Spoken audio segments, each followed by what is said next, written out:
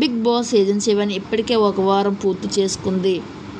ఇక రెండో వారంలోకి అడుగుపెట్టింది.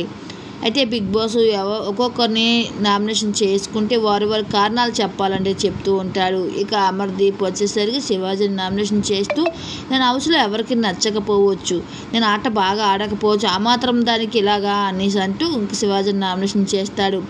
ఇక శివాజీ మాత్రం నువ్వు మట్టుకి బాగా ఆట ఆడి చూపించు అనేసి ఇక శివాజీ కౌంటర్ ఇస్తాడు ఇక అమర్దీప్కి.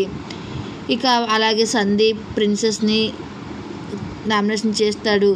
అలాగే ఇక ప్రియాంక వచ్చేసి ఇక శివాజీకి తన మాటలు నాకు ఏమాత్రం నచ్చదు, మాట్లాడుతూ మధ్యలోకి వచ్చేసి మాట్లాడేస్తాడు, పక్క వాళ్ళ మాటలానవాడు అంటూ నామినేషన్ చేస్తుంది శివాజీని. ఇక నువ్వు ఆపేయమ్మ, నేను ఇలాగే ఉంటాను, నేను బిగ్ బాస్ మాట తప్ప ఎవరి మాట వినను అంటూ కౌంటర్ ఇస్తాడు ఇక ప్రియాంకకి.